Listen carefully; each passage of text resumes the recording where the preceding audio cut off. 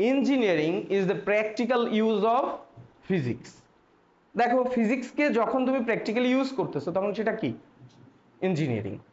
তা আমি এটাকে আরেকটু বাড়াই বলি যে engineering is the practical use of science and mathematics. Science এবং ম্যাথমেটিক্সকে শুধু ফিজিক্স বললে এটা একটু এক পেশে হয়ে যায়, কারণ কেমিস্ট্রিও তো কোনো কোনো জায়গায় কাজে লাগছে ইঞ্জিনিয়ারিংয়ে। সো আমরা বলতে পারি যে engineering is the practical use of science and mathematics. Mathematics এবং সায়েন্সকে যখন আমি প্র্যাকটিক্যালি ইউজ করা শিখবো তখনই আমি নিজেকে দাবি করতে পারবো একজন ইঞ্জিনিয়ার, তাই না? সো পারফেক্ট ইঞ্জিনিয়ার হইতে হইলে তোমাদের কি লাগবে? সায়েন্স এবং ম্যাথমেটিক্সের প্র্যাকটিক্যাল ইউজটাকে শিখতে হবে। বুঝতে পারতেছো? এবার আসো আমরা আসলে আজকে যেই কনসেপ্টটা দিয়ে শুরু করব, মানে গুরুত্বপূর্ণ যেই অংশ আজকে শুরু করতে চাইছি সেটা হচ্ছে ভেক্টরের গুণ। ভেক্টরের গুণ। এখন ভেক্টরের গুণ, এই যে ভেক্টরের গুণ কয় প্রকার? ভেক্টরকে দুই ভাবে গুণ করা যায়। স্কেলার রাশির গুণ কিন্তু এক প্রকারই, একভাবেই গুণ হচ্ছে, কিন্তু ভেক্টরের গুণ কয় প্রকার? দুই প্রকার। তাহলে ভেক্টরের গুণ দুই প্রকার। এক নাম্বার হচ্ছে ডট বা স্কেলার গুণ, ডট বা স্কেলার গুণ। আরেকটা হচ্ছে দুই নাম্বারটা হচ্ছে ক্রস বা ভেক্টর গুণ। কথা কি বুঝতেছো? ভেক্টরের গুণ দুই প্রকার, একটা হচ্ছে ডট বা স্কেলার গুণ, আর একটা হচ্ছে ক্রস গুণ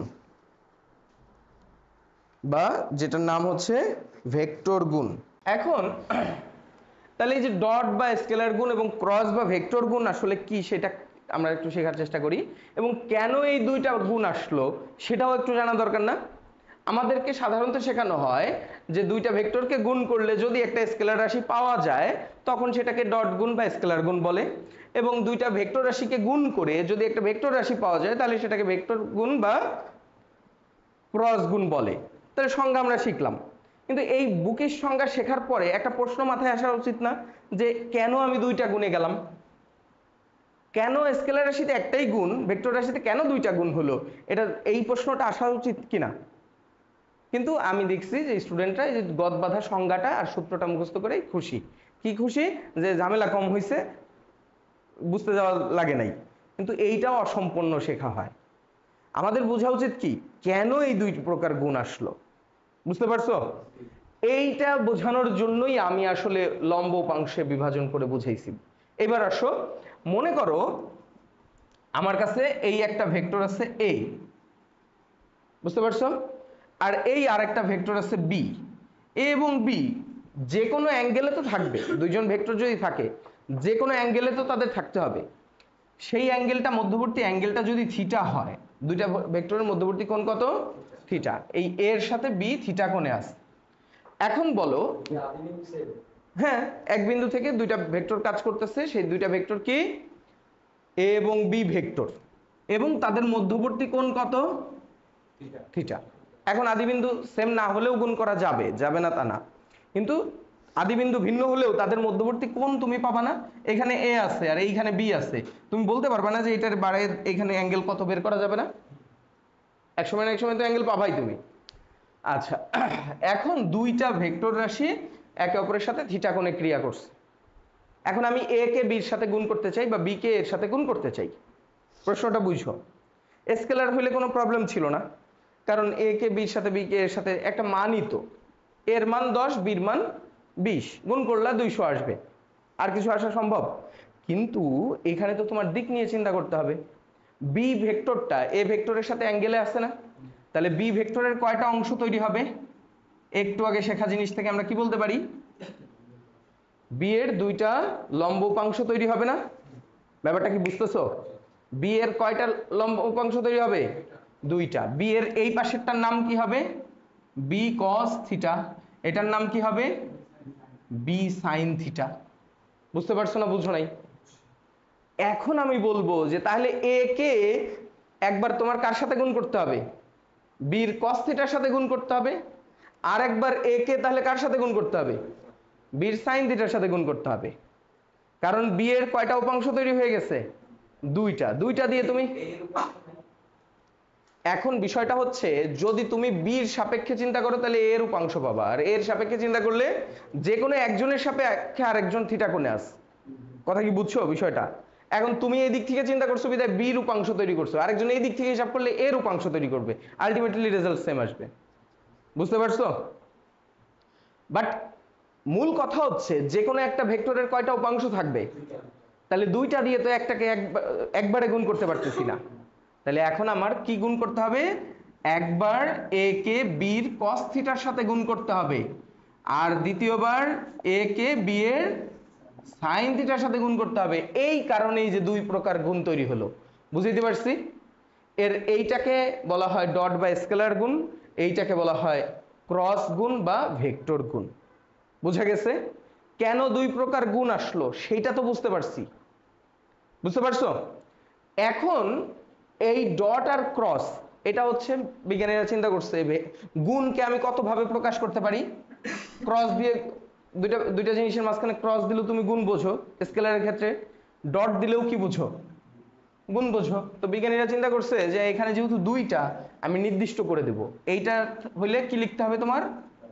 ডট। স্কেলারে তো আর এই দুইটা আলাদা করা না, কিন্তু এখানে দুই প্রকার সেহেতু নির্দিষ্ট করে দিছে যে এই ক্ষেত্রে তোমার কি বসাইতে হবে? ডট। তাহলে তুমি দুইটা ভেক্টরের মাঝখানে যখন ডট চিহ্ন দেখবা তাহলে বুঝবা কোন অংশ দিয়ে গুণ করছি? কস থিটার অংশ দিয়ে গুণ করছি। আর যখন দেখবা যে আমি মাঝখানে ক্রস চিহ্ন দিচ্ছি দুইটা ভেক্টরের, তখন বুঝবা কোন অংশ দিয়ে গুণ করা হয়েছে? সাইনের অংশ দিয়ে গুণ করা হয়েছে। বুঝাইতে পারছি? এইটা নির্দিষ্ট করা হয়েছে জাস্ট। এখন তুমি বলতে পারো যে ক্রস এইটাই দিলে হইতো না? হ্যাঁ, যদি বিজ্ঞানীরা আগে থেকেই বলতো যে হ্যাঁ এটারে আমরা ক্রস দিব, এটারে ডট দিব, তাহলে আমরা সেটাই দিতাম। নির্দিষ্ট করা হয়েছে আর কি। বুঝতে পারছো? তাহলে দুই প্রকারের গুণ কেন হয় এটা বোঝা গেছে কিনা? এরকম কিছু না। তোমার নাম কি? হৃদয়। তোমার নাম হৃদয় কেন হয়েছে? এটা এটার কোন উত্তর আছে? তোমার বাবা মা এটা নির্দিষ্ট করে দিছে, এই জন্য তোমার নাম হৃদয়। সেরকম দুইটার ডট দিছে কেন? এইটারে যদি ক্রস দিত, ওই যে যারা তৈরি করছে তারা যদি এটারে ক্রস দিত, তাহলে আমরা এখন ক্রসই পড়তাম। কথা কি বুঝছো? এটা ঠিক করার সময় যা যা ঠিক করে দিছে ওইটাই। কিন্তু এটা মনে রাখতে হবে যে হ্যাঁ, কজের অংশটাকে সবাই সর্বসম্মতভাবে ডট দিছে। এখন আর এটাকে উল্টায় লিখলে ভুল হবে, কারণ এটা নির্দিষ্ট হয়ে গেছে। কথা কি বুঝছো? এইবার আসো, এই যে যে দুইটা গুণ তার মধ্যে এই ডট আর ক্রস কেন হলো সেটা আমরা বুঝলাম, এটা নাম নির্দিষ্ট করা হয়েছে। কিন্তু ডট গুণকে কেন আমি স্কেলার বলতেছি, এইটা হচ্ছে তৃতীয় প্রশ্ন। ডটটাই কেন স্কেলার, ক্রসটা কেন স্কেলার না? এইবার দেখো, একটু খেয়াল করো, যখন কোন একটা ভেক্টর রাশিকে অন্য আরেকটা ভেক্টর রাশি দিয়ে তুমি গুণ করবা, মাথার মধ্যে রাখবা গুণ মানে একটা ভেক্টর আরেকটা ভেক্টরকে টানছে। মানে ফিজিক্যাল মিনিংটা কি তাহলে? একটা ভেক্টর আরেকটা ভেক্টরকে কি করছে? টানছে। তাহলে দেখো এ ভেক্টরটা আছে কোন দিকে? হরিজন্টালি। বি কস থিটা ওটাও কোন দিকে আছে? একই দিকে। তাহলে টানলে এটাকে ধরে টানলে নতুন কোনো দিক তৈরি হচ্ছে নাকি ওই দিকেই যাচ্ছে? তাহলে নতুন কোনো দিক তৈরি হয় না, এই জন্য এর নাম কি? স্কেলার। নতুন কোনো কি তৈরি হলো না? দিক তৈরি হয় নাই, এই জন্য এটার নাম স্কেলার। এটার সাথে ডটের সম্পর্ক নাই, কিন্তু এটার নাম স্কেলার হওয়ার সাথে এটার সম্পর্ক যে নতুন কোনো কি তৈরি হয় নাই? দিক তৈরি হয় নাই। এইবার দেখো এই যে বি সাইন থিটা, এদিকে লেখার আগে আগে বুঝে নাও, বোঝাটা জরুরি।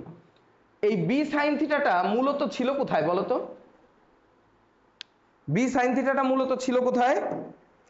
মূলত বি সাইন থিটাটা এখানে ছিল না? বি সাইন থিটার মূলত পজিশনটা কোথায়? এখানে না? এটাকেই তো আমি পরে ওখানে নিয়ে যাই। তাহলে বি সাইন থিটাটা এখানেই রাখো। এখন দেখো বি সাইন থিটা এ কে যদি টানে তাহলে কি হবে দেখো তো।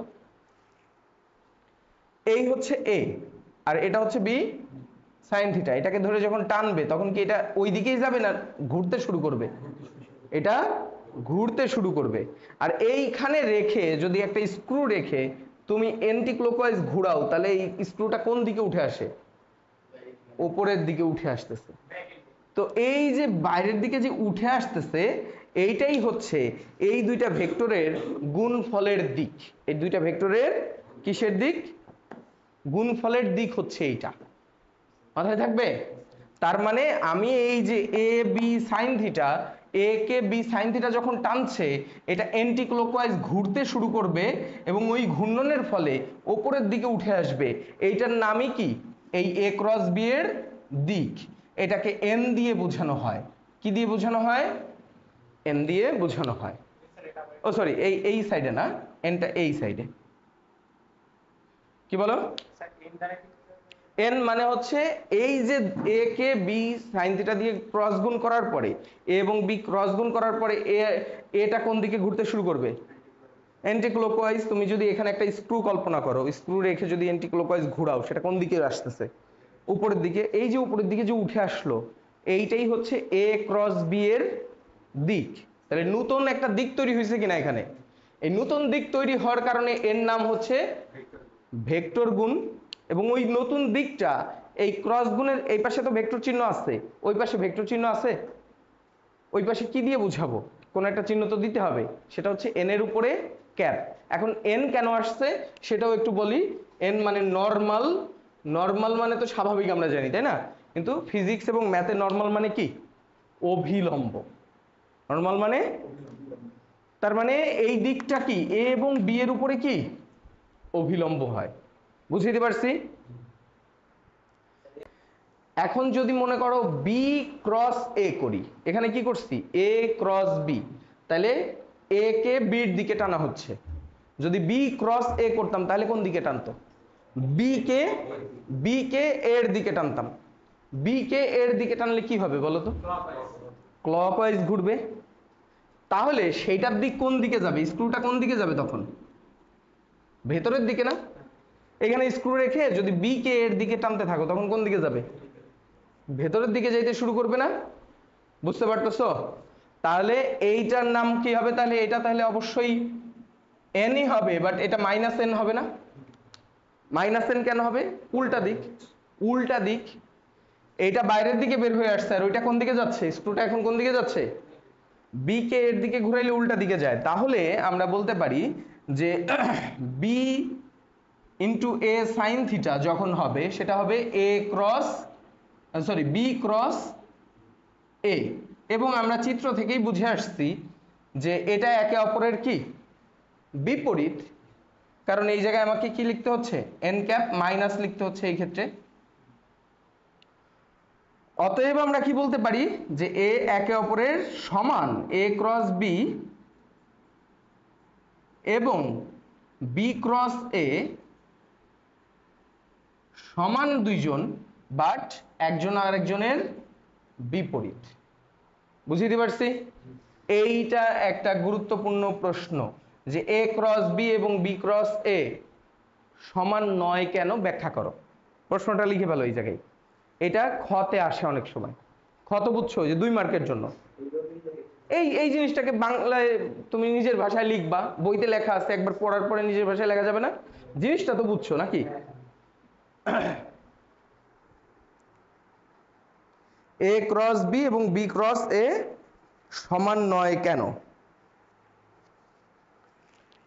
এটাকে অন্য আরেক ভাষায় বলে ভেক্টর গুণ বিনিময় সূত্র মানে না। ব্যাখ্যা করো। ভেক্টর গুণ কি করলো না? বিনিময়। এ আর বি এর পজিশন বিনিময় করাতে এটা কি এক থাকে নাই, কিন্তু চেঞ্জ হয়ে গেছে। অতএব এটা কি বিনিময় সূত্র মানে না। তাহলে ভেক্টর গুণ করার সময় আমরা এই জিনিসটা কি বুঝতে পারবো কিনা? এই যে দেখো, এই যে ভেক্টর গুণ বিনিময় সূত্র মানে না। এটা পেজ নাম্বার তোমাদের আগের বইতে 67 পেজে আসছে। এই যে এই অংশটা পড়তে হবে। হ্যাঁ, যেটা এখানে বুঝাইছে এটা যদি বুঝো তাহলে ওইটা পড়লে তখন ইজি লাগবে এবং ওইটা তুমি নিজের ভাষায় লিখতেই পারবা। পারবা না? আচ্ছা, ডট গুণ ক্রস গুণ এটা শিখলাম, কিন্তু ডট গুণ কিন্তু বিনিময় সূত্র মেনে চলবে, কারণ এ ডট বি করো আর বি ডট এ করো একই হবে। কারণ আলটিমেটলি রেজাল্ট কি আসবে? স্কেলার রাশি, একটা মান আসবে। স্কেলার রাশি হয়ে গেলে কি মান, ওটা তো আর দিক নাই। বুঝতে পারছো? এই জন্যই দেখো কাজ ডাব্লিউ ইকুয়াল টু কি এফ এবং কি এস, দুইজনই কি রাশি? ভেক্টর রাশি। ফোর্স, সরণ দুইটাই কি ভেক্টর রাশি। দুইটা ভেক্টর রাশির গুণফল কি আসছে? কাজ, একটা পিওর স্কেলার রাশি, তাহলে এই দুটা কি গুণ হবে? ডট গুণ হবে, মুখস্থ রাখতে হবে। আর এবং তোমাদের এটাও বোধহয় 9 10 এ শিখছো, w equal to F S cos theta. এবার কি মিলতেছে? তাহলে এখানে আসলে কি গুণ করা হয়েছে?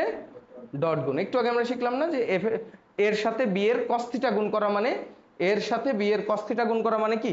স্কেলার গুণ, কারণ একই দিকে আছে। বুঝতে পারছো?